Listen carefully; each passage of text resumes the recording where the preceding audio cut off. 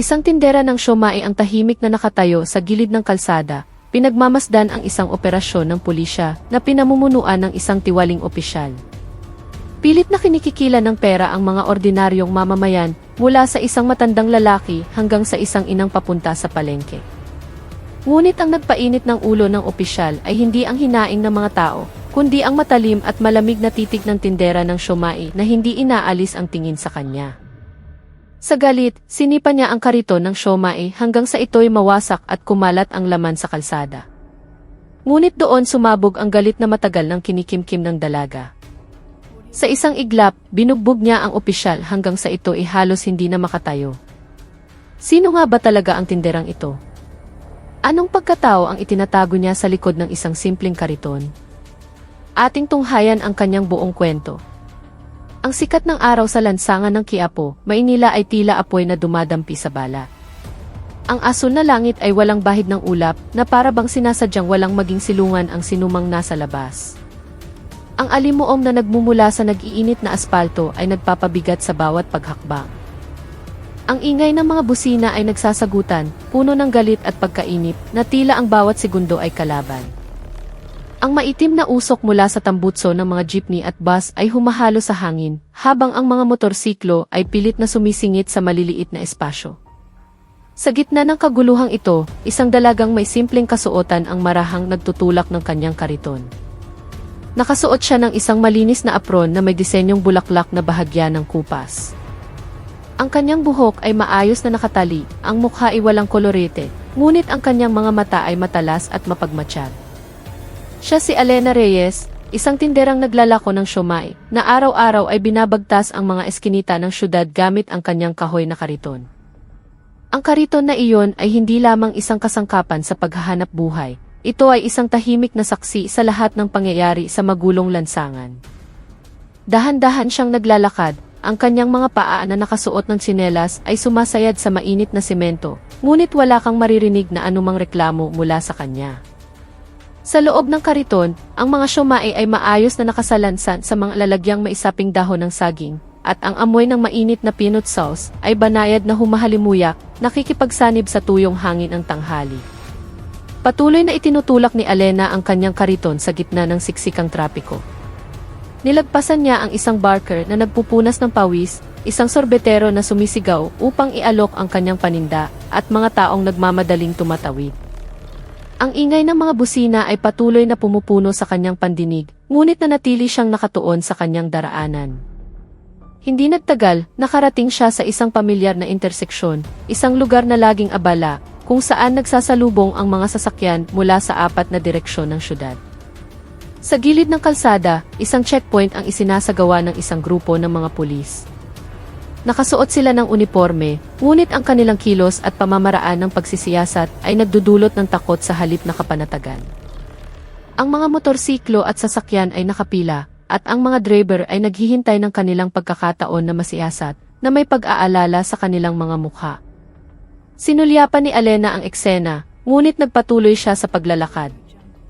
Alam niyang ang lugar na iyon ay palaging pinamumugaran ng tikotong tuwing kalagitnaan ng linggo. Ngunit sa araw na ito, ayaw niyang masangkot. Ang tanging nais niya ay makahanap ng isang tahimik na lugar para magtinda, malayo sa gulo. Iginagala niya ang kanyang mga mata, hinahanap ang lilim ng isang malaking puno kung saan siya karaniwang humihinto. Ang init ay lalong tumitindi. Nagsimula nang mamuo ang pawis sa kanyang noo, ngunit nanatili siyang kalmado. Ang mahinang langit-ngit ng kanyang kariton ay naging bahagi na ng ritmo ng kanyang buhay. Nagpatuloy siya sa paghakbang patungo sa kabilang bahagi ng kalsada, kung saan ang maliliit na karinderya ay maayos na nakahanay sa ilalim ng mayabong na lilim. Binaliwala ni Elena ang checkpoint at nagpatuloy sa paglalakad, nilagpasan ang mahabang pila ng mga sasakyan. Hindi na siya lumingon pa sa mga opisyal. Bagamat ang mga sigawan at ingay ng mga makinang pilit na pinahihinto ay patuloy na gumugulo sa katahimikan ng tanghaling iyon, ang kanyang mga hakbang ay matatag. Para bang sanay na siyang masaksihan ang kawalang katarungan, ngunit pinipili niyang manahimik, hindi dahil sa takot, kundi dahil sa paghihintay ng tamang pagkakataon. Sa likod ng kanyang simpleng anyo, mayroong isang kapanatagan na hindi madaling matinag. Alam niyang ang mga lansangang ito ay isang maliit na larangan ng digmaan. Bawat sulok ay may itinatagong kwento, bawat mukha ay may pasa na problema. At sa araw na ito, tila may mas malaking mangyayari. Ngunit si Elena ay nanatiling nakatuon sa kanyang daan, sa kanyang kariton, sa ritmo ng kanyang paghinga na payapa sa gitna ng kaguluhan. Huminto siya sa kabilang kalsada mula sa lokasyon ng checkpoint, sa mismong gilid na puno ng maliliit na kainan. Ang lugar na iyon ay laging matao tuwing tanghali. Mga trooper ng tricycle na nagpapahinga, mga inang kadarating lang mula sa palengke, hanggang sa mga construction worker na sandaling nagpapalami. Sa ilalim ng lilim ng isang matandang puno ng akasya, inilagay ni Elena ang kanyang kariton sa parehong pwesto tulad ng mga nakaraang araw. Ang lugar na iyon ay parang isang maliit na entablado para sa kanya. Dito siya nakikipag-ugnayan sa mga tao, dito niya naririnig ang kanilang mga hinaing, tawanan at pag-asa. Hinila niya ang kahoy na preno ng kariton at inayos ang posisyon nito upang hindi makasagabal sa mga dumaraan. Sa isang sanay na kilos, binuksan niya ang takip ng kariton at muling inayos ang mga siomai na bahagyang gumalaw habang nasa biyahe. Ang kanyang mga mata ay muling sumulyap sa direksyon ng checkpoint, ngunit agad din siyang bumalik sa kanyang ginagawa. Tila sinasabi niyang hindi siya naparoon para makialam, kundi para magtrabaho. Ngunit sa likod ng kanyang kahinahunan, ang kanyang mga mata ay hindi inaalis sa bawat kilos ng mga pulis na nagsisimula ng humarang ng mga sasakyan, isa-isa. Sa abalang gilid ng daan na iyon, ang checkpoint ay isinasagawa sa paraang malayo sa opisyal na proseso. Isang pulis na matikas ang tindig ang nakatayo sa gitna ng kalsada. Ang kanyang boses ay dumadagundong, inuutusan ang mga motorista na huminto. Nakasuot siya ng uniforme, ngunit ang kanyang kilos ay magaspang, puno ng pagbabanta, at malayo sa diwa ng paglilingkod. Sa kanyang likuran, ang kanyang mga kasama ay nagbabantay na may anyong nananakot, handang pigilan ang sinumang maglakas loob na magreklamo. Ang mga mukha ng mga motorista ay nagpapakita ng takot, hindi dahil sila ay may kasalanan, kundi dahil alam nilang ang checkpoint na ito ay hindi tungkol sa batas, kundi tungkol sa pera. Bawat sasakyang dumaraan ay pilit na pinapatabi, na para bang ang pampublikong daan na iyon ay pribadong pag-aari ng opisyal. Walang pinapakitang mission order, walang opisyal na paliwanag, tanging malupit na utos na nagpapayuko sa sinuman. Ang mga motorsiklo at sasakyan ay nakahanay sa ilalim ng tirik na araw, naghihintay ng kanilang pagkakataon na masuri na may mga ulong nakayuko. Ilan sa mga motorista ay sumubok umiti, umaasang makakalusot ng hindi kinokotongan. Ngunit ang pag-asang iyon ay mabilis na naglaho nang titigan sila ng opisyal ng malamig. Ang mga luma at kinakalawang na motorsiklo ay nakatabi sa mga family van na karaniway komportable, ngunit ngayon ay bihag sa isang nakakahiyang sitwasyon. Ang pila ay hindi simbolo ng pagsunod sa batas, kundi tanda ng pagsuko sa kapangyarihang inaabuso. Sa gitna ng pila, walang nangahas na magsalita. Lahat ay tahimik, nagpipigil ng hininga, nagdarasal na sapat ang pera sa kanilang pitaka para sa ilagay. Maging ang ingay ng mga busina na kanina ay napakalakas ay biglang nawala. Tila ang buong kalsada ay nagpipigil ng hininga sa ilalim ng anino ng pananakot ng mga nakaunipormeng opisyal. Hindi na muling lumingon si Elena sa direksyon ng checkpoint. Sinasadya niyang ibaling ang kanyang tingin, hindi dahil sa kawalan ng pakialam, kundi dahil alam niyang ang masyadong matagal na pagtitig ay maaaring magdulot ng gulo. Ang kanyang mga kamay ay abala sa pag-aayos ng dahon ng saging sa ibabaw ng lalagyan ng siomai, tinitiyak na bawat piraso ay buo at kaakit-akit sa mga bibig. Nakatayo siya ng tuwid sa tabi ng kanyang kariton. Payapa ang kanyang paghinga, regular ang kanyang mga kilos. Tila ang magulong mundo sa kanyang paligid ay hindi kayang sirain ang kanyang panloob na kapayapaan. Ngunit sa likod ng malamig na kilos na iyon, ang kanyang pandinig ay nananatiling alisto. Sinasalo ang bawat sigaw, bawat bulong ng takot mula sa mga motoristang pinipilit na mag-abot ng pera. Kilala niya ang mga boses na iyon. Alam niya kung sino ang nasa likod ng peking checkpoint na ito. At sa ngayon, pinili niyang manahimik. Dahil ang pananahimik ay bahagi ng kanyang estratehiya. Dahan-dahan siyang nagpatuloy sa paglalakad, nilagpasan ang hanay ng mga sasakyang naipit sa operasyon. Ang kanyang mga paa ay tumatapak sa mainit na lupa ng walang pag-aalinlangan. Ang kanyang mga hakbang ay hindi nagmamadali, ngunit hindi rin nag-aatubili.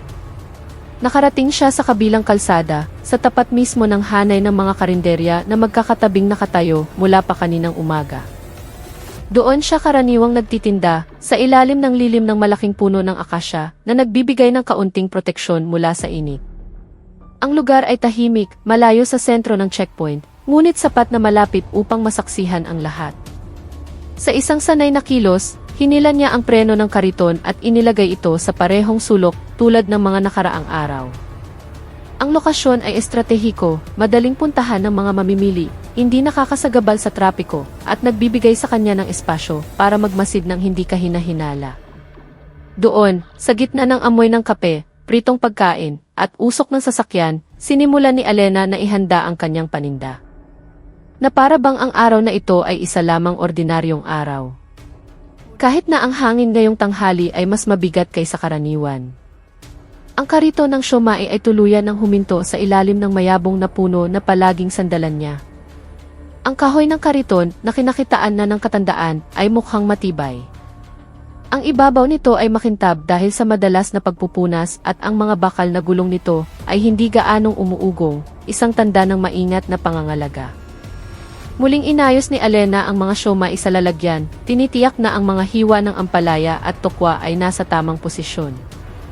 Habang ang peanut sauce ay maingat na isinalin sa isang maliit na lalagyan. Bawat kilos niya ay puno ng katahimikan, na para bang nagsasagawa siya ng isang pang-araw-araw na ritual, hindi lang basta nagtitinda. Sa kanyang paligid, ang ingay mula sa mga katabing kainan, ang kalansing ng mga baso, ang tunog ng pagpiprito, at ang maikling usapan ng mga kapwa tindero ay pumupuno sa katahimikan ng mainit na tanghali. Ngunit sa likod ng lahat ng iyon, ang kanyang mga mata ay paminsan-minsang dumadako sa direksyon ng checkpoint, nagtatala, naaalala. Bigla, isang malakas na sigaw ang pumunit sa katahimikan. Isang pulis ang sumigaw na may tonong nagbabanta, pinipilit ang isang motorista na magbayad kaagad. Ang kanyang boses ay matinis, puno ng kayabangan, at malinaw na naririnig hanggang sa kabilang kalsada. Hoy! Magbayad ka na kung ayaw mong dalhin namin iyang motor mo sa presinto, sigaw niya, na naging dahilan upang mapayuko ang lahat ng motorista sa paligid. Ang kanilang mga katawan ay nanigas. Walang nangahas na sumagot, ni walang nangahas na tumingin ng direkta sa kanya.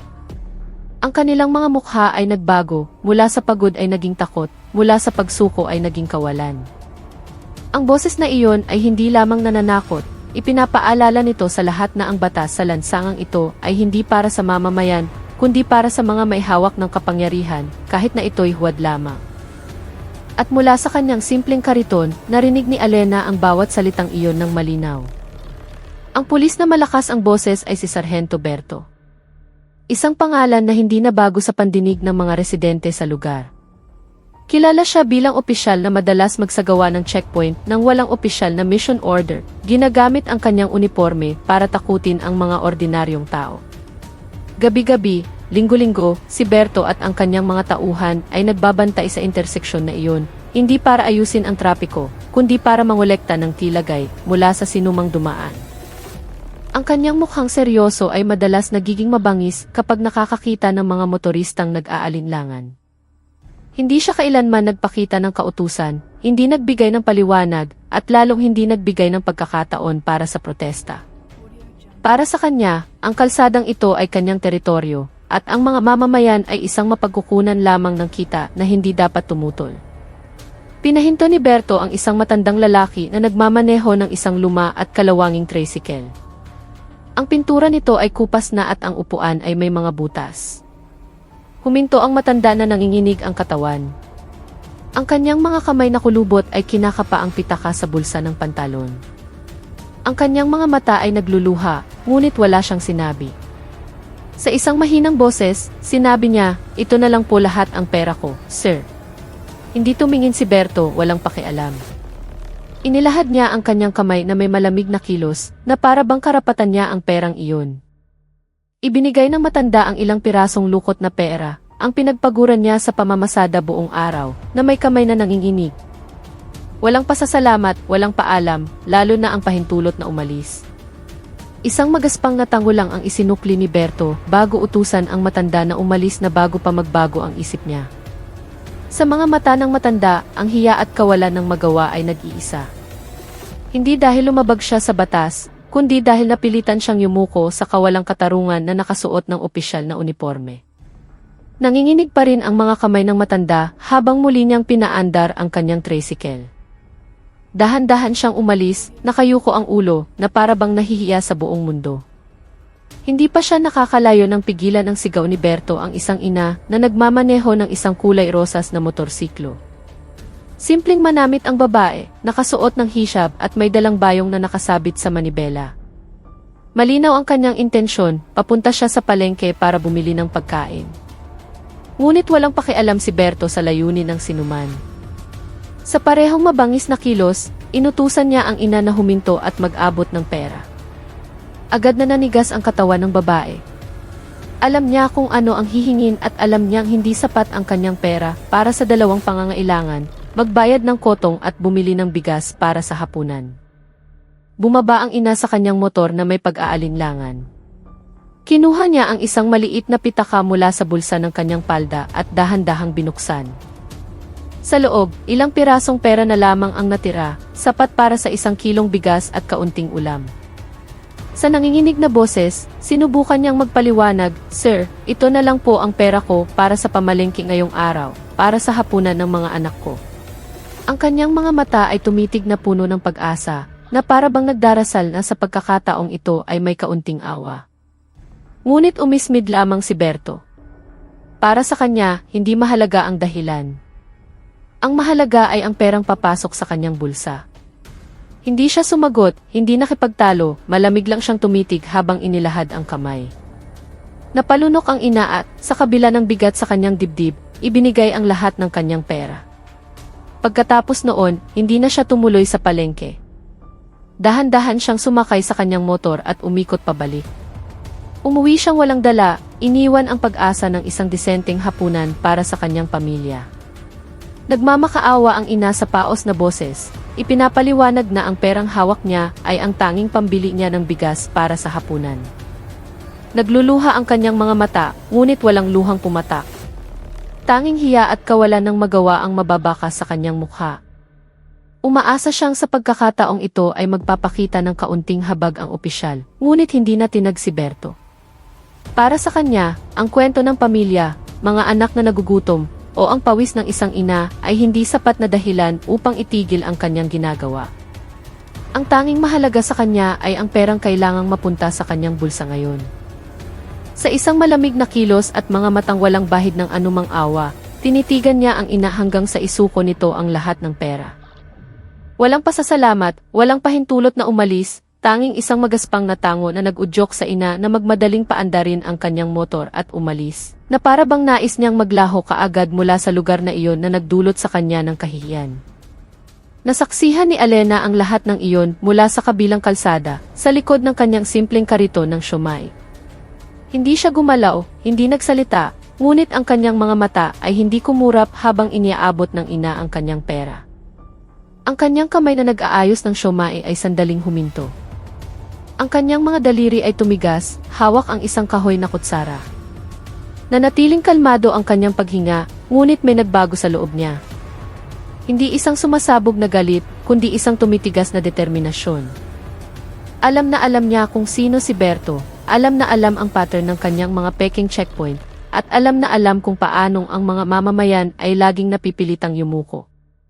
Ngunit ngayong araw, nang makita ang isang inang handang magtiis ng gutom para sa kanyang mga anak na pilit na kinikikilan, may isang bagay sa loob ni Elena ang nagsimulang mag-alab. Dahan-dahan niyang ipinagpatuloy ang pag-aayos ng siomai, na para bang pinapakalma ang sarili. Ngunit ang kanyang mga mata ngayon ay hindi na lamang nagmamasid. Nagsisimula na siyang magbilang, mag-alala, at maghanda ng isang bagay na hindi nakikita ng sinuman sa kanyang paligid. Patuloy na nakatayo si Elena sa tabi ng kanyang kariton. Ang kanyang mga kamay ay abala sa muling pag-aayos ng siomai na bahagyang nagulo. Ngunit, ang kanyang mga kilos ngayon ay mas mabagal, mas pinag-isipan. Na para bang bawat piraso ng siomai ay bahagi ng isang planong tahimik niyang binubuo. Ang kanyang mga mata ay hindi inaalis kay Berto, na ngayon ay papalayo na sa ina. Ang kanyang mukha ay puno ng huwad na tagumpay. Hindi nagsalita si Alena, hindi nagpakita ng labis na emosyon. Ngunit sa likod ng kanyang kahinahunan, pinagmamasdan niya ang lahat. Ang paraan ng pagsasalita ni Berto, ang kanyang kilos, ang pattern ng checkpoint na inuulit bawat linggo, maging ang ekspresyon ng takot sa mukha ng mga motorista. Kinikilala niya ang lahat ng mga senyales na iyon. Senyales ng isang opisyal na pakiramdam ay hindi tinatabla ng batas, na nakalimutan na ang unipormeng suot niya ay isang tungkulin, hindi isang armas para manupil. Mula sa malayo, patuloy niyang tinititigan si Berto nang hindi kumukurap.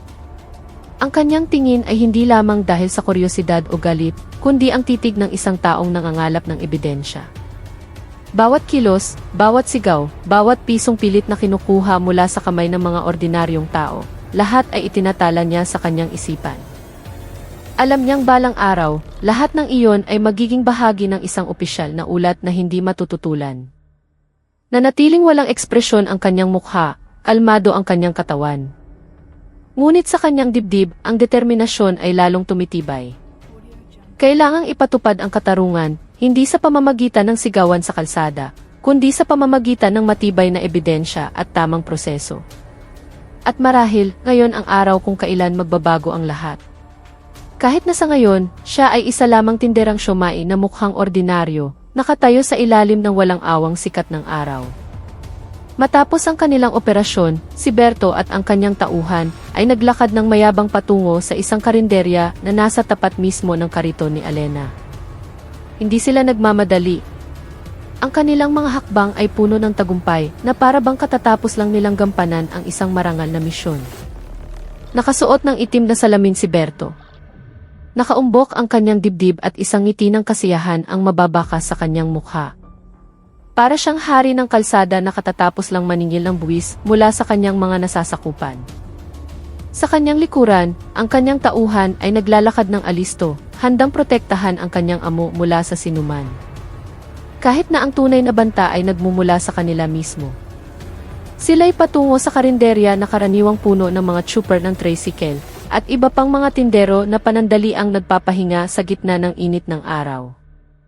Nang makalapit si Berto, biglang nagbago ang kapaligiran. Ang mga taong nakaupo at nagkakape, nag-uusap o simpleng nagpapahinga ay biglang nagsitayuan. Walang nangahas na manatiling nakaupo. Nagmamadali silang umalis. May nagkunwaring may naalala, may nagmadaling ubusin ang kanilang inumin, at mayroon ding yumuko na lamang habang tahimik na dumadaan. Sa loob lamang ng ilang segundo, ang dating maingay na karinderya ay naging tahimik, nag-iwan ng mga bakanting mesa at mga basong hindi pa nahuhugasan. Tila nasiyahan si Berto sa reaksyong iyon. Alam niyang ang takot ng mga tao ay patunay ng kanyang kapangyarihan. Sa malalaking hakbang, umupo siya sa pinakaunang upuan at sumigaw ng magaspang ang hindi man lang tinitingnan ang may-ari ng karinderya, kape, isa. Umupo siyang parang isang hari, nakatalikod sa kalsada. Hindi niya namamalayan na sa kabilang dako, isang pares ng mga mata ang patuloy na nagmamasid sa kanya. Tahimik, matalas at puno ng layunin. Umupo si Berto na may kayabangan. Ang kanyang katawan ay basta na lang sumandal sa kahoy na upuan na lumana. Tinanggal niya ang kanyang itim na salamin at ipinatong sa mesa, saka tumingin sa paligid na may tinging nagsasabing kanya ang kalsadang ito. Ang kanyang tauhan ay umupo sa tabi niya, tahimik ngunit alisto. Paminsan-minsan ay hinahawakan ang bulsa ng pantalon kung saan marahil nakalagay ang pitakang pinaglagyan ng perang kinotong. Pareho silang mukhang kampante, na para bang walang bigat sa kanilang mga puso. Walang pagsisisi, walang kaba, tanging kasiyahan matapos makapangikil sa dose-dosenang mamamayan sa loob lamang ng ilang oras. Ipinag-krus ni Berto ang kanyang mga binti at humigop ng kapeng kasiserve pa lang. Ang kanyang mga mata ay nakatingin ng diretso sa kariton ng siomai na tahimik na nakatayo sa kabilang kalsada. Bigla ang kanyang tingin ay natigilan. Napansin niyang may isang taong patuloy na nagmamasid sa kanya. Isang babaeng tindera ng siomai na kanina pa nakatayo doon ng walang gaanong kilos. Ang kanyang mga mata ay matalim na nakatitig. Hindi dahil sa takot tulad ng ibang tao, kundi may isang kahinahunan na nagdulot ng pagkabalisa kay Berto. Lumingon siya sa kanyang tauhan. Ang kanyang boses ay mahina ngunit puno ng hinala. Sino yung tindera ng siomai na iyan? Bakit kanina pa nakatingin sa Ken? Lumingon sandali ang kanyang tauhan at sumagot na may tonong ng mamaliit. Ah, wag mo nang pansinin, boss. Kawawang pulubi lang yan, ordinaryong tindera. Ngunit hindi nasiyahan si Berto. Mayroong isang bagay sa titig ng babae na gumugulo sa kanya. Hindi galit, hindi hayagang tapang, kundi isang tahimik na talas na parang isang taong nagmamasid sa kanyang biktima. At iyon ang nagpabagabag sa kanya. Na para bang ang kanyang kapangyarihan ay kinu-question ng walang salita. Lalong hindi mapakali si Berto. Ang titig ni Alena ay hindi lamang isang tingin ng kuryosidad o takot. Ito ay isang titig na puno ng kamalayan. Na para bang bawat kilos niya ay itinatala sa isang memoryang hindi malilimutan. Sinubukan niyang baliwalain ito, ibinalik ang tingin sa kanyang tasa ng kape. Ngunit ang kaba ay patuloy na bumabagabag sa kanya. Sa kanyang isipan, lumitaw ang tanong, sino ba talaga ang babaeng ito? Bakit hindi siya umalis tulad ng ibang tao nang makita siya? Bakit naglakas loob siyang tumitig ng tuloy-tuloy nang hindi yumuyuko? Hindi sanay si Berto na minamaliit, lalo na ng isang tindera ng siomai na sa tingin niya ay napakababa. Ang kanyang kayabangan ay nagsimulang makipaglaban sa kanyang hinala, at ang hinalang iyon ay unti-unting tinalo ang kapanatagan na kanina lang niya naramdaman. Sinubukan ng tauhan ni Berto na pakalmahin ang kanyang amo sa pamamagitan ng pag-ulit ng kanyang sinabi. Hayaan mo na, boss. Tindera lang yan. Imposibleng may gawin yan. Umiti siya ng bahagya na para bang ipinapakita kung gaano kawalang halaga si Alena. Ngunit hindi nakitawa si Berto. Ibinalik niya ang kanyang tingin sa kabilang kalsada, sa simpleng kahoy na kariton. Naroon pa rin si Alena. Ang kanyang kamay ngayon ay hawak ang isang kutsara, ngunit ang kanyang mga mata ay hindi kailanman tuluyang lumihis. Kahit na tinitigan siya pabalik ni Berto, hindi yumuko si Alena. Ipinagpatuloy lamang niya ang kanyang trabaho, kalmado, matatag, na para bang mayroon siyang isang kapangyarihang hindi nakikita. Para kay Berto, ang katahimikan na iyon ay parang isang tahimik na hamon. At para sa isang taong sanay na katakutan, ang isang tahimik na hamon ay mas nakakagulo kaysa sa mga sigaw ng protesta. Nagsimula siyang makaramdam ng pangangailangan na patahimikin ang titig na iyon. Hindi dahil sa konsensya, kundi dahil hindi niya matiis na tinitingnan ng walang takot. Nakatayo pa rin si Alena sa tabi ng kanyang kariton. Ang kanyang mukha ay kalmado, ngunit ang kanyang mga mata ay hindi kailanman tuluyang lumihis mula kay Berto. Hindi siya tumitig ng may galit o hamon. Ang kanyang titig ay puno ng pagmamasid. Na para bang bawat kilos ni Berto ay kinokolekta bilang piraso ng ebidensya sa isang hindi nakikitang ulat. Kinakabisa niya ang ekspresyon ng kanyang mukha, ang paraan ng kanyang pag-upo, ang tono ng kanyang boses, maging ang paraan ng paghawak niya sa tasa ng kape. Para kay Alena, lahat ng iyon ay hindi lamang kayabangan ng isang opisyal. Iyon ay isang pattern, at ang isang pattern ay maaaring sirain ng may pag-iingat. Alam na alam niyang ang isang huwad na kapangyarihan tulad nito ay madaling gumuho kapag hinarap sa isang organisadong katotohanan. At sa likod ng simpleng kariton ng siomai, inihahanda niya ang sandaling iyon ng tahimik, may pasensya, at may katahimikang lalong nagpapabalisa kay Berto. Naramdaman ni Berto na ang titig ay lalong tumatagos. Sinubukan niyang ibaling ang atensyon sa pamamagitan ng paghigop ng kanyang kape. Ngunit ang kahinahunan ni Alena ay lalong nagpalala ng kanyang pagkabalisa. Ang dibdib na kanina ay puno ng tagumpay ay ngayon puno na ng hinala. Pakiramdam niya ay minamasdan siya, hindi ng isang ordinaryong tindera, kundi ng isang taong mas marami pang alam kaysa sa dapat. Nang walang pag-iisip, sumabog ang kanyang galit. Sa isang magaspang na kilos, ibinato niya ang tasa ng kape sa lupa hanggang sa ito'y mabasag. Ang itim na kape ay tumapon sa alikabok, humalo sa tuyong lupa. Tumayo siya na naninigas ang katawan, namumula ang mukha at humahabol ang hininga. Walang mahabang salita, tanging galit na nais niyang ilabas kaagad. Sa malalaking hakbang at mga matang puno ng pagbabanta, nagsimula siyang lumabas ng karinderya, diretso patungo sa kariton ng siomai. Malinaw ang kanyang layunin, pasukuin ang dalaga, pagsisihin ito sa paglakas ng loob na tumitig sa isang tulad niya. Lumapit si Berto sa kariton ng siomai na may malalapad at galit na mga hakbang.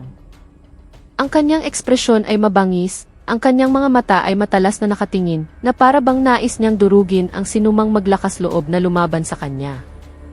Ang mga taong naroroon pa ay agad na tumabi. May nagtago sa likod ng mga tindahan, may nagkunwaring abala. Ngunit, walang sinumang nangahas na humarang sa kanyang daan. Ang mainit na hangin ng tanghali ay tila lalong nakakasakal. Na para bang ang kalikasan ay nakikiisa sa pagpipigil ng hininga. Huminto si Berto sa mismong tapat ng kariton. Ang kanyang matangkad na katawan ay humarang sa sikat ng araw, lumikha ng isang anino na kumulong kay Alena. Sa isang dumadagundong na boses, sumigaw siya, "Hoy, ikaw! Babaeng tindera ng siomai. Bakit kanina ka pa nakatingin sa akin?" Ang kanyang tono ay puno ng pagbabanta. Na para bang hinihingi niya na ipakita agad ang takot. Tila nanginginig si Alena.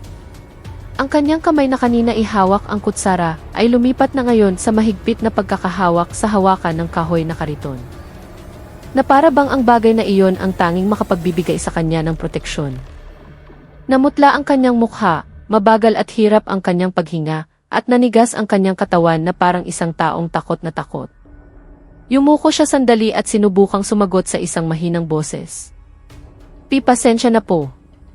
Hindi ko po sinasadyang tumingin sa inyo. Nag-aayos lang po ako ng siomai." Nanginginig ang kanyang boses. Na para bang bawat salita ay hirap na lumabas. Sa kanyang paligid, ang mga tao ay nakatingin lamang mula sa malayo. May naawa, may nagingit-ngit sa galit sa kanilang puso. Ngunit walang sinumang nangahas na lumapit. Kilala nila kung sino si Berto at alam nila ang kahihinatnan kapag naglakas loob na lumaban. Sa katahimikan, umaasa na lamang silang makaligtas si Alena mula sa galit ng opisyal na nawawalan na ng kontrol. Ang mga tao sa paligid ay nakatingin lamang mula sa malayo, tahimik at walang imik. May nakatayo sa likod ng isang poste. May nagkukunwaring abala sa paglilinis ng mesa. At mayroon ding yumuko habang hawak ang dibdib na para bang pinipigilan ang sakit na dulot ng kawalan ng magawa. Walang sinumang nangahas na lumapit. Hindi dahil sa wala silang pakialam, kundi dahil ang takot ay matagal nang naging bahagi ng kanilang buhay. Alam nilang si Berto ay hindi isang taong kayang labanan ng salita, lalo na ng ordinaryong tapang. Sa kanilang mga mata, si Alena ay isa lamang dalagang walang kalaban-laban, at ang kanyang kapalaran ngayon ay nakasalalay sa awa ng isang opisyal na walang habag. Nagpigil sila ng hininga, naghihintay, natatakot sa kung ano ang susunod na mangyayari. Narinig ni Berto ang sagot ni Alena, ngunit wala siyang pakialam sa kanyang paliwanag. Para sa kanya, ang pakiusap ay hindi dahilan, kundi isang tanda ng kahinaan na dapat tapakan. Sa isang magaspang at mapanuyang boses, sumigaw siya, "Huwag kang magkakamaling tumingin sa akin. Pulubi ka lang, hindi ka karapat-dapat tumingin sa akin. Bilisan mo, humingi ka ng tawad." Ang kanyang mga salita ay hindi lamang insulto. Sinasadya niyang sabihin iyon para ipahiya si Alena sa harap ng publiko, para ipakita na kaya niyang wasakin ang dignidad ng sinumang maglakas loob na hamunin siya. Kahit sa pamamagitan lamang ng isang titig. Tinitigan niya si Alena ng matalim, naghihintay ng paghingi ng tawad na magbibigay kasiyahan sa kanyang ego. At sa gitna ng tahimik na karamihan, si Alena, na may nanginginig pa ring katawan, ay dahan-dahang yumuko ng mas malalim at bumulong, "Patawad po, sir." Halos hindi marinig ang kanyang boses, ngunit sapat na iyon para mapangiti si Berto. Habang ang mga tao ay yumuko, nahihiya at nalulungkot sa kahihiyang naganap. Si Alena, na may maputlang mukha at nanginginig pa ring katawan, ay dahan-dahang ngunit malinaw na humingi ng tawad. Ang kanyang boses ay mahina, ngunit pinigilan niya ang sarili na umiyak. Na para bang ang kanyang dignidad na lamang ang natitirang maipaglalaban niya, kahit na kailangan niyang yumuko. Yumuko siya ng malalim. Ang kanyang mga kamay ay mahigpit pa ring nakakapit sa hawakan ng kariton.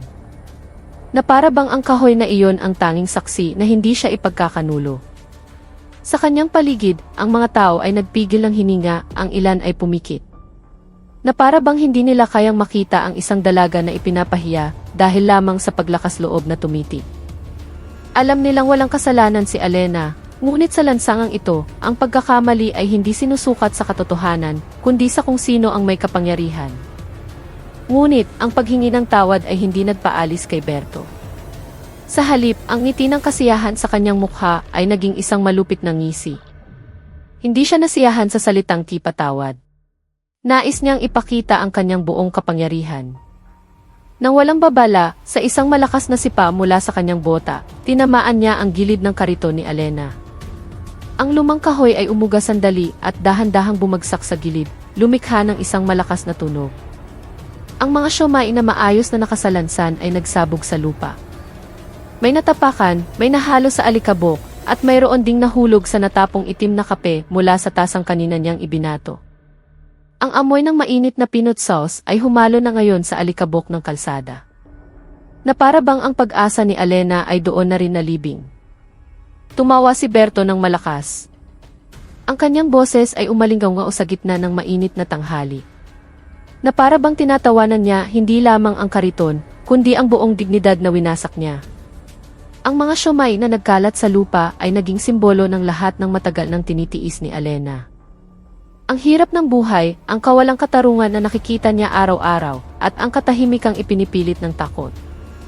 Ang mga piraso ng tokwa, ampalaya, at siomai ay nagkalat sa gitna ng alikabok at natapong kape. Hindi na buo, hindi na karapat-dapat ibenta. Ngunit sa gitna ng kaguluhan, hindi umiyak si Alena. Tumayo lamang siya sandali, tinitingnan ang kanyang bumagsak na kariton, at dahan-dahang lumuhod. Sa kanyang mga kamay na bahagya pang nanginginig, sinimulan niyang pulutin isa-isa ang mga siomai na maaari pang maisalba. Ang kanyang mga kilos ay mabagal, kalmado, ngunit may nagbago sa kanyang mga mata. Hindi na takot, kundi isang katatagan na nagsisimulang mag-alab. Si Berto, na nakatayo pa rin sa tabi ng bumagsak na kariton, ay masayang pinanood ang eksena habang tumatawa ng malakas. Lumingon siya sa kanyang tauhan, pagkatapos ay sa mga taong nagkukumpulan mula sa malayo, na para bang tinitiyak na lahat ay nakasaksi sa kanyang tagumpay. "Hoy, tingnan niyo to," sigaw niya. Nakaumbok ang kanyang dibdib, puno ng huwad na tagumpay. "Huwag kayong magkakamaling lumaban sa amin. Kung hindi, baka ganito rin ang sapitin nyo," sabi niya habang tinuturo si Alena na nakaluhod pa rin sa lupa. Lalong lumakas ang kanyang tawa, sinundan ng tawa ng kanyang tauhan na nagpapakita ng katapatan. Ngunit sa gitna ng tawanan na iyon, may nagbago. Hindi sa mukha ni Berto, kundi sa loob ni Alena. Ang tawanan na iyon, na layuning mang-api, ay naging huling kislap ng apoy na sumunog sa kanyang pasensya. At sa pagkakataong ito, hindi na siya mananahimik. Umalingaw ang tawa ni Berto sa mainit na kalsada, malakas at puno ng huwad na tagumpay. Nasiyahan siya sa takot na kumalat sa mga mukha ng mga tao. Iniisip niyang ang takot na iyon ay patunay ng kanyang kapangyarihang hindi matitinag. Hindi niya namalayan na sa likod ng nakayukong ulo ni Alena, isang bagay na mas malakas ang umuusbong. Hindi isang bulag na galit, kundi isang determinasyon na matagal nang naghihintay ng tamang sandali. Bawat tawa ni Berto ay parang huling sampal na nag-alis ng hangganan sa pagitan ng pananahimik at pagkilos. Nakaluhod pa rin si Alena. Ang kanyang kanang kamay ay hawak ang isang piraso ng siomai na hindi pa natatapakan. Ngunit ang kanyang katawan ay hindi na nanginginig. Ang kanyang paghinga ay unti-unting naging kalmado. Ang kanyang mga mata ay nanliit at ang kanyang mga kalamnan ay nagsimulang manigas. Hindi dahil sa takot, kundi dahil sa focus. Sa isang iglap na walang babala, tumayo si Alena. Ang kanyang kilos ay mabilis, tiyak, at nakamamatay, na parang isang ahas na matagal nang nag-aabang. Habang tumatawa pa si Berto, nakabukas ang kanyang bibig, humakbang si Alena at nagpakawala ng isang mabilis na sipa sa kanyang mukha. Tumama ang sipa sa panga ni Berto, na agad nagpatigil sa kanyang tawa. Umagos ang dugo mula sa gilid ng kanyang bibig. Ang kanyang katawan ay nawala ng balanse, napaupo at pagkatapos ay bumagsak sa lupa. Ang kanyang mukha na kanina'y puno ng kayabangan ay ngayon puno na ng gulat at sakit. Ang kanyang tauhan ay natigilan, hindi makapaniwala sa nangyari. Ang mga taong kanina patahimik ay nagkatinginan. May nagulat, may natakot, ngunit mayroon ding nagsimulang makakita ng kislap ng pag-asa. Tumayo si Alena ng tuwid, matatag ang kanyang paghinga, matalas ang kanyang tingin. Wala siyang sinabi, ngunit ang buong katawan niya ay nagsasalita. Ngayong araw, hindi na maghihintay pa ang katarungan. Gumulong si Berto sa lupa, hawak ang kanyang duguang panga. Ang kanyang mga mata ay nanlalaki sa gulat. Hindi niya inasahan, hindi niya kailanman naisip na ang isang tinderang siomai na kanina ay nanginginig sa takot ay maglalakas loob na saktan siya sa harap ng publiko. Sa hirap, sinubukan niyang bumangon. Ang kanyang katawan ay nanghihina, ang kanyang mukha ay namumula na ngayon sa hiya at galit. Ang lakas ng loob mo, sigaw niya ng paos. Ang kanyang boses ay basag dahil sa sakit at nasaktang dignidad. Sinubukan niyang magbanta, ngunit ang kanyang katawan ay hindi na sumusunod. Humahabol ang kanyang hininga, nanginginig ang kanyang mga binti, at ang kanyang kumpiyansa ay unti-unting gumuho sa harap ng mga taong matagal na niyang pinagharian sa pamamagitan ng takot. Hindi sumagot si Alena. Hindi na niya kailangang magsalita. Ang kanyang kilos ay sapat na. Sa isang mabilis ngunit kontroladong galaw, lumapit siya. Sinubukan ni Berto na gumanti ng isang suntok, ngunit madali itong naiwasan ni Alena. Na para bang kilala na niya ang bawat kilos ng isang tulad ni Berto. Sa loob ng ilang segundo, ikinulong niya ang braso ni Berto at nagpakawala ng sunod-sunod na tiyak na suntok sa mga mahihinang bahagi ng kanyang katawan. Tiyan, gilid ng tadyang, at sa huli, isang magaang ngunit tumpak na sipa sa tuhod. Muling bumagsak si Berto at sa pagkakataong ito, mas malala. Hirap na siyang huminga, hindi na kayang bumangon. Nakahandusay siyang parang isang tigring na wala ng pangil. Nais pa ring umangil, ngunit wala ng lakas. Sa kanyang paligid, ang mga taong kanina ay nakatingin lang ay nagsimula ng tumayo ng tuwid. Nakita nila hindi lamang isang babaeng lumalaban, kundi ang tapang na sa wakas ay nagkaroon ng anyo. At iyon ang nagbigay sa kanila ng paniniwala. Marahil lamang, ang katarungan ay talagang maaaring maipatupad sa lansangang ito. Ang mga mamamayan na kanina pa inangangahas lamang sumulyap mula sa malayo ay nagsimula ng kumilos. May naglabas ng cellphone, may nagbubulungan, at ang ilan ay humakbang papalapit, hindi para umatake, kundi para tiyakin na totoo ang kanilang nakikita. Si Alena ay hindi na lamang isang kaawa-awang tindera ng siomai na maaaring tapak-tapakan. Sa kanilang mga mata, siya ngayon ay isang simbolo na ang takot ay maaaring wasakin, na ang tapang ay hindi laging dumarating na may kasamang sigaw, at na ang katarungan kung minsan ay dumarating ng tahimik at biglang sumasabog sa isang tiyak na kilos. Nakahandusay si Berto, hirap huminga, ang mukha'y puno ng alikabok at dugo. Ang kanyang katawang dating matipuno ay ngayon ay lupaypay. Ang kanyang tauhan ay nakatayo lamang, hindi nangangahas lumapit, lalo na ang tumulong. Tumayo si Alena sa ibabaw ni Berto. Hindi na may anyong nagwagi, kundi may kahinahunan na nagpapakitang hindi ito tungkol sa paghihiganti, kundi tungkol sa responsibilidad. Hindi siya ngumiti, hindi nang asar, lalo na ang sumuntok pa.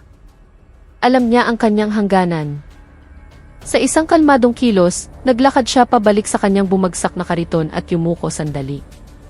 Mula sa ilalim ng isang sapin sa ilalim ng lalagyan ng siomai, kinuha niya ang isang bagay na hindi nakita ng sinuman sa buong panahon na iyon. Isang pares ng posas na bakal na kumikinang sa ilalim ng sikat ng araw. Nagulat ang mga tao. Namutla ang tauhan ni Berto. Maging si Berto mismo, na nakahandusay pa, ay nagsimulang mapagtanto na hindi niya talaga kilala kung sino ang kanyang kalaban. Lumapit muli si Alena. At sa isang tiyak ngunit hindi magaspang na kilos, ikinabit niya ang posa sa nanginginig na pulso ni Berto. Walang salita. Tanging ang tunog ng pagklik ng metal ang malinaw na narinig sa gitna ng tanghali na biglang naging tahimik. Ang tauhan ni Berto, na kanina pa nakatayo sa tabi ng karinderya, ay ngayon ay mukhang nanghihina. Ang kanyang mukha ay maputla. Nanginginig ang kanyang katawan, hindi dahil sa galit, kundi dahil sa pagkaunawa kung gaano kalaki ang kanilang pagkakamali. Nakita niya ang kanyang amo na matagal na niyang itinuring na hindi magagapi, na ngayon ay nakahandusay sa lupa. Nakaposas, duguan ang bibig at puno ng takot ang mga mata. Wala na ang aura ng kapangyarihan. Wala na ang dumadagundong na boses na nagpapayuko sa mga tao. Ang natira na lamang ay isang opisyal na sa wakas ay natagpuan ang kanyang katapusan. Hindi nangahas gumalaw ang tauhan, lalo na ang lumaban. Nakatayo lamang siya, nakayuko, na para bang umaasang lalamunin siya ng lupa. Sa kanyang isipan, isang tanong ang paulit-ulit, sino ba talaga ang babaeng ito? Hindi lumingon si Alena sa kanya. Alam niyang hindi nagagawa ng anuman ang tauhan, hindi dahil sa tapang, kundi dahil sa kanyang likas na pagnanais na mabuhay. Tahimik siyang naglakad pabalik sa kanyang kariton at kinuha ang kanyang cellphone mula sa isang panloob na bulsa ng kanyang apron. Umilaw ang screen. Binuksan niya ang isang espesyal na kontak na naglalaman lamang ng pangalang E-Central. Pinindot niya ang tawag. At ang kanyang boses ay narinig, mahina ngunit malinaw, puno ng otoridad na hindi niya kailanman ipinakita noon. Lepore, target neutralized. Lokasyon, ayon sa itinakdang punto. Ang kanyang mga salita ay maikli, walang labis na emosyon, ngunit sapat na iyon upang mapaluhod ang tauhan ni Berto. Sa wakas, naintindihan niya, si Alena ay hindi isang ordinaryong tindera. Siya ay isang intelligence agent na matagal nang nagpapanggap, nagmamasid, at naghihintay ng tamang sandali upang itigil ang katiwaliang sumisira sa tiwala ng mamamayan sa mga alagad ng batas. At ngayon, lahat ay natapos, hindi sa gulo, kundi sa tamang proseso. Ang tauhan ni Berto na kanina pa inatigilan ay tuluyan ng nawalan ng lakas. Ang kanyang katawan ay nanlambot. Napaluhod siya sa mainit na lupa. Ang ulo ay nakayuko ng malalim. Sa paos at takot na boses, nagmakaawa siya, pasensya na po, pasensya na. Hindi namin alam. Hindi namin alam na intel po kayo. Nagluluha ang kanyang mga mata, hindi dahil sa tunay na pagsisisi, kundi dahil sa takot na kanyang nararamdaman. Alam niyang ang kanyang kahihinatnan ay magiging kasing sama ng kay Berto kung mapatunayang kasangkot siya sa organisadong pangingikil. Umaasa siyang ang paghingi niya ng tawad ay makapagligtas sa kanya mula sa parusa. Na para bang sapat na ang pagsabi ng isipasensya para mabura ang lahat ng kasalanan. Ngunit, nagkamali siya. Ang nasa harapan niya ay hindi isang ordinaryong tao na kayang suyuin ng salita. Nakaharap siya sa isang taong nangolekta ng ebidensya, hindi lamang ngayong araw, kundi sa loob ng maraming linggo. Hindi pinansin ni Alena ang kanyang paghingi ng tawad. Hindi siya lumingon, hindi sumagot, ni hindi man lang nagbago ang kanyang ekspresyon. Para sa kanya, ang paumanhin na walang tunay na pagbabago ay isang hungkag na tunog lamang. Nakatayo pa rin siya sa tabi ni Berto, na ngayon ay nakahandusay at nakaposas, matyagang naghihintay tulad ng itinuro sa kanya. Alam niyang kailangang sundin ang proseso, hindi dahil sa nais niyang gumanti, kundi dahil ang tunay na katarungan ay isinisilang mula sa isang tamang sistema. Sa kanyang paligid, ang mga tao ay nagsimula ng lumapit. May tumapik sa kanyang balikat, may ngumiti ng may ginhawa, at mayroon ding tumitig sa kanya na may buong paggalang. Hindi nila alam kung sino talaga si Alena. Ngunit alam nila ang isang bagay, ngayong araw, sa unang pagkakataon sa mahabang panahon, naramdaman nilang ligtas sila sa sarili nilang lansangan. At ang katahimikang sumunod ay hindi na katahimikan ng takot, kundi katahimikan na puno ng pag-asa. Hindi nagtagal matapos ang tawag na iyon, ang tunog ng sirena ay nagsimulang marinig mula sa malayo. Mahina sa simula, pagkatapos ay lalong lumilinaw, pinuputol ang katahimikan ng tanghali na kanina ipuno ng tensyon. Ang mga taong nagkukumpulan ay kusa ng nagbigay daan, bumuo ng isang maliit na pasilyo sa gitna ng kalsada. Isang patrol car ng pulisya na may kulay asul at puti ang dahan-dahang dumating at huminto sa tapat ng bumagsak na kariton ng siomai. Bumukas ang pinto at ilang opisyal na pulis ang bumaba. Kaiba kay Berto, sila ay kalmado, disiplinado, at agad na siniguro ang lugar nang hindi kailangang sumigaw o manakot. Lumapit ang isa sa mga opisyal kay Alena at nagbigay ng isang maikling saludo, pagkatapos ay tumango bilang tanda ng pagkilala. Nang walang labis na salita, agad nilang kinuha si Berto at ang kanyang tauhan, pinusasan ang dalawa ayon sa standard na proseso, at dinala sila sa loob ng mobile. Hindi na lumaban si Berto, walang laman ang kanyang mga mata, nanlalambot ang kanyang katawan na para bang ang lahat ng kanyang kayabangan ay naglaho mula nang mag-click ang posas sa kanyang pulso. Hindi na siya sumigaw, hindi na nagbanta, tahimik na lamang siyang umupo sa likod ng sasakyan, nakatingin sa labas ng bintana na may blankong ekspresyon. Ang kanyang tauhan ay mas malala pa. Umiiyak siya ng mahina. Nanginginig ang kanyang katawan habang dinadala papasok. Ang kanyang mga labi ay patuloy na gumagalaw, bumibigkas ng dasal o pakiusap na hindi marinig. Nasaksihan ng mga tao ang lahat ng maihalong ginhawa at hindi paniniwala. Alam nilang hindi ito ang katapusan ng lahat, kundi ang simula ng isang bago. Kung saan ang mga tiwaling opisyal ay hindi na makakapagtago sa likod ng uniforme, at ang katarungan ay tunay na nagmumula sa sistema, hindi sa paghihiganti. Nakatayo si Alena sa kanyang pwesto, pinanood ang pag-alis ng sasakyan, at dahan-dahang ibinalik sa ayos ang kanyang bumagsak na kariton. Na para bang ang tanghaling ito ay isa lamang ordinaryong araw. Kahit na alam ng lahat, ang araw na ito ay nagbago na. Hindi pinansin ni Alena ang paghingi ng tawad na nagmula sa mga labi ng tauhan ni Berto. Para sa kanya, ang mga salitang iyon ay hungkag, huli na, at isinilang mula sa takot, hindi sa tunay na pagsisisi. Hindi siya lumingon, hindi sumagot, ni hindi man lang nagbago ang ekspresyon ng kanyang mukha. Alam niyang ang katarungan ay hindi tungkol sa pagpapatawad o pagpaparusa ng may emosyon, kundi tungkol sa paglalagay ng lahat ng bagay sa tamang proseso. Muli siyang tumayo sa tabi ng kanyang bumagsak na kariton, na natiling alisto ang kanyang mga mata, ngunit mas relax na ngayon ang kanyang katawan, na parang isang sundalong katatapos lang sa isang mahalagang misyon. Sa kanyang paligid, ang mga tao ay dahan-dahang kumilos. May tumulong sa pagtayo ng kariton, may namulot na mga siomai na maaari pang kainin. Ngunit, tumango lamang si Alena bilang pasasalamat. Ayaw niyang maging sentro ng atensyon. Gusto lamang niyang matapos ng maayos ang kanyang trabaho. Ang mga taong kanina patahimik ay nagsimulang magbuni ng mahina, hindi maingay, kundi may tunay na ginhawa. Ilan sa kanila ay bumiti, may nagpunas ng luha, at mayroon ding nagyakapan. Hindi dahil sa tagumpay, kundi dahil sa wakas, naramdaman nilang pinahintulutan silang huminga ng maluwag sa kanilang sariling lansangan. Hindi nila alam kung sino talaga si Alena. Ngunit alam nilang ngayong araw, ang tahimik na tapang ay tinalo ang nakaunipormeng paniniil. Walang sumigaw ng bayani, walang humiling sa kanya na manatili. Tinitingnan lamang nila siya ng may paggalang, at pagkatapos ay bumalik sa kanilang mga buhay, ngunit may mas tuwid na mga hakbang. At sa gitna ng dahan-dahang bumabalik na normalidad, nanatiling tahimik si Alena, muling inaayos ang kanyang mga siomai. Na para bang ipinapaalala sa lahat na ang katarungan ay hindi pag-aari ng pinakamalakas sumigaw, kundi ng kumikilos ng tama sa tamang panahon.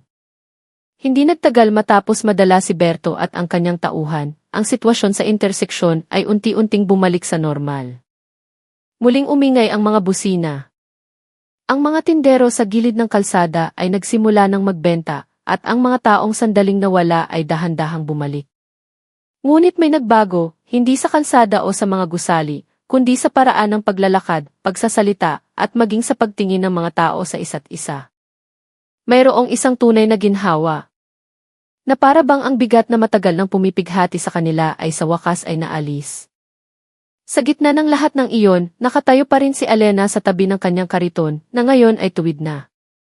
Hindi siya nakiisa sa pagdiriwang, hindi nagbigay ng talumpati, ni hindi man lang lumingon ng may ilang taong sumubok magpasalamat. Para sa kanya, hindi ito personal na tagumpay. Ito ay isang tungkuling natapos. Makalipas ang ilang araw, mabilis na kumalat ang balita. Si Berto ay opisyal na tinanggal sa serbisyo, sinibak ng walang karangalan, at sinampahan ng kasong pangingikil at pag-abuso sa kapangyarihan. Ang kanyang tauhan ay pinarusahan din ayon sa kanyang papel, at lahat ng ebidensyang nakalap, kasama ang mga video mula sa mga residente at ang kumpletong ulat mula kay Alena, ay naging matibay na batayan sa isang malinaw na prosesong legal. Walang nangyaring aregluhan, walang usapan sa likod ng mga pinto, tanging katarungan na ipinatupad sa pamamagitan ng tamang sistema. Ang mga mamamayan ay hindi na ngayon natatakot kapag may checkpoint, dahil alam nilang hindi lahat ng uniforme ay nagtatago ng paniniil, at hindi lahat ng tindera ng siomai ay tindera lamang. Sa interseksyon na iyon, sa ilalim ng parehong sikat ng araw, ang buhay ay nagpapatuloy. Ngunit sa pagkakataong ito, may kaunting dagdag na pag-asa at mas nabawasang takot. Ang kwentong ito ay nagpapaalala sa atin na ang katarungan ay hindi laging nagmumula sa gitna ng atensyon, kundi madalas na isinisilang mula sa isang tahimik at matyagang pagkilos. Na ang tunay na katapangan ay hindi lamang pagsigaw, kundi ang pagkilos ng tama sa tamang panahon na may prinsipyo, ebidensya, at integridad. At ang pinakamahalaga, ang kapangyarihang inaabuso ay hindi kailanman